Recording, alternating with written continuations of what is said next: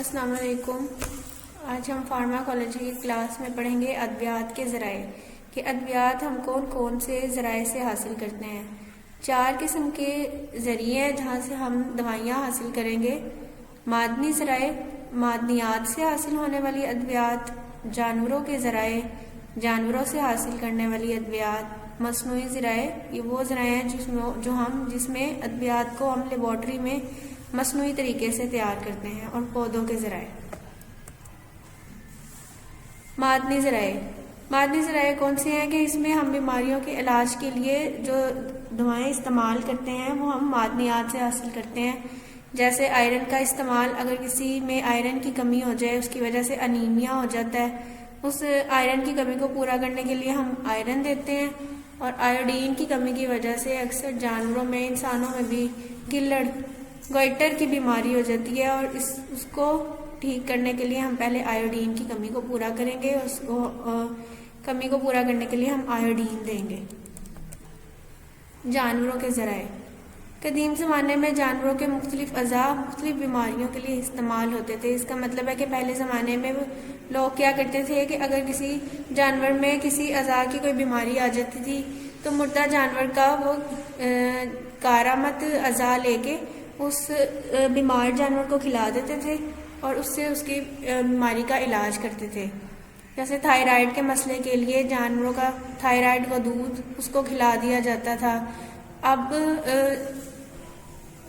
اور انسولین کی کمی، انسولین پنکریاس سے حاصل کر کے انسولین دی جاتی تھی، لیکن اب سائنسدانوں نے اتنی ترقی کر لی ہے کہ ان ادویات کے لیے ہمیں اعضاء کی ضرورت نہیں پڑتی، بلکہ دوائیوں کو ہی آرگنز میں سے ہی نکال کے استعمال کر لیا جاتا ہے۔ جیسے شوگر کے علاج کے لیے جانوروں کے لبلبے سے انسولین لی، اور اس کے علاوہ مختلف بیماریوں کے لیے اینٹی سیرا ویکسینز۔ مصنوعی ذرائع۔ مصنوعی دوائیاں کس طرح بنائی جاتی ہیں کہ قدرتی ماخذ سے بنی ہوئی دوائیوں کو اس کے اندر مختلف چینجز کر کے ان سے نئی ادویات بنائی جا سکتی ہیں۔ کیمیائی ساخت میں تبدیلی آتی ہے۔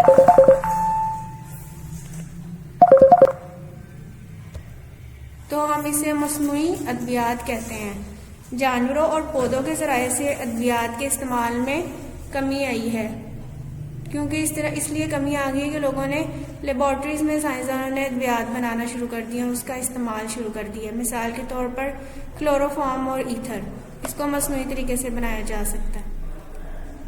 پلانٹ سورس، پودوں سے حاصل ہونے والی ادویات، یہ سب سے پرانا طریقہ ہے ادویات حاصل کرنے کا۔ اس میں زیادہ تر دوائیں جو ہیں وہ پودوں سے حاصل کی جاتی ہیں، اور پودوں کے تقریباً تمام حصے استعمال ہوتے ہیں اس میں، یعنی پتے، تنا، چھال، یہ سارے جو ہیں پارٹس پودوں کے استعمال کر کے اس سے دوائیں حاصل کی جاتی ہیں۔ پودوں سے مخصوص اجزاء بیماریوں کے علاج کے لیے لیے جاتے ہیں، جیسے تمباکو کے پتے نکوٹین حاصل کرنے کے لیے، اور ایٹروپا بیلاڈونا، اس سے ایٹروپن حاصل ہوتی ہے۔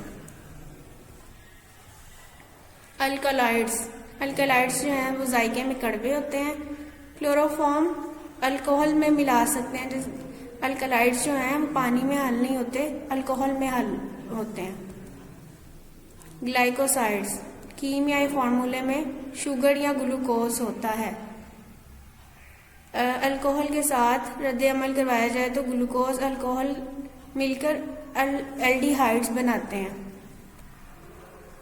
آئل، 2 قسم کے تیل ہوتے ہیں۔ فکسڈ آئل کو ہم گرم کرتے ہیں تو وہ داغ چھوڑ دیتے ہیں۔ مثال کے طور پر کیسٹر آئل جو ہے، اس کو ہم گرم کریں گے تو وہ داغ چھوڑے گا۔ اسے قبض کے لیے زیتون کا تیل استعمال کرتے ہیں۔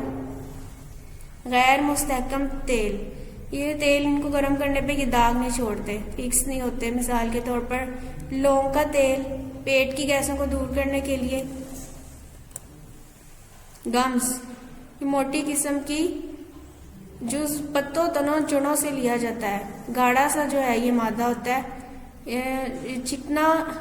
چکنا کرنے والے کے طور پر استعمال ہوتا ہے۔